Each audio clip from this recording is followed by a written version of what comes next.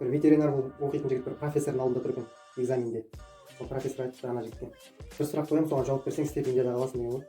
Ана студент жігіт қуанып кетіп, жарайды қойыңыз деген. Профессор ана жігітке қарап тұрып, сиырға аборт жасауға бола ма болмай ма деген. Ана жігіт сол жерде паника болып, анаған жауап бермесе стипендиядан ұшады, не істерін білмей жөй көріп барып, аудиторияның есігін ашып қалса, группаластары дейді қолда. Группаластарынан айғырып тұрған ғой, сиырға аборт жасауға бола ма болмай ма. Группаластар білмейміз. Одан кейін ана жігіт вообще паника болып жөй көріп барып, универдің қақ ортасына тұрып айғайлайды ғой бүкіл студенттерге.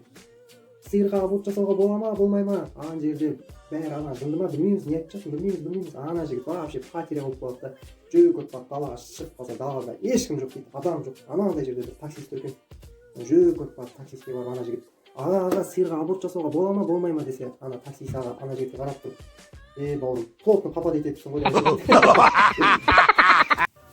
Бұрын бір гаишник крутой машина кетіп бара жатқан ғой, соны тоқтатып алған ғой. Соны тоқтатқан, қасына барса за рулем жап-жас жігіт отыр екен.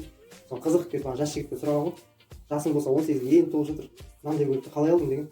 Мен мына жерде қанша пара алсам да, таңнан кешке дейін тұрсам да, осы жасқа дейін жұмыс жасасам да, әлі приорамен жүремін деген. Ана жас жігіт тұрып гаишникке қарап, оның ешқандай қиыншылығы жоқ, мен адамдармен спорласам, и ол спордан ешқашан жеңілмеймін деген ғой. Соны гаишник қалай сонда деген, сол келіп спорласайық онда, келіп спорласайық. Ана жігіт тұрып айтқан гаишникке, ертең мен тура осы уақытта осы жерден өтем, сол кезде сен мені келіп тоқтатасың, мен машинадан түскен кезде артымнан құс ұшады деген ғой. Соны гаишник күлгенде жарайды, ана жігіт кеткен. Соны тура осы уақытта ертеңгісін өтіп бара жатқан кезде гаи тоқтатып алған ана жігіт. Ана жігіт тоқтаған, машинасынан түскен, гаишник артын көрсетіп, ұшты ма деген. Жоқ, ұшқан жоқ ештеңе. Жақынырақ келіп қарасайшы деген. Гаишник жақындап қараған, ұшты ма деген. Жоқ, ештеңе жоқ, ұшқан жоқ. Жақынырақ келіп қарасайшы деген. Анаған басын тіреп тұрып қараған ғой гаишник. Ұшты ма деген. Жоқ, ұшқан жоқ ештеңе. Ана жігіт гаишникке қарап, братан, мен ұтылдым ма 10 000 теңгені. Гаишник 10 000 теңгені алып мәз екен. Соны ана жігіт кетіп бара жатса, гаишник тұрып, бауырым, сен спорласып ақша табамын, ешқашан ұтылмаймын деп едің ғой, ұтылып қалдың ғой деген ғой. Соны тұрып, братан, артындағы талпаны көрдің ба деген. Артына қараса шынымен де тағы алпа тұр екен. Я, не болды деген.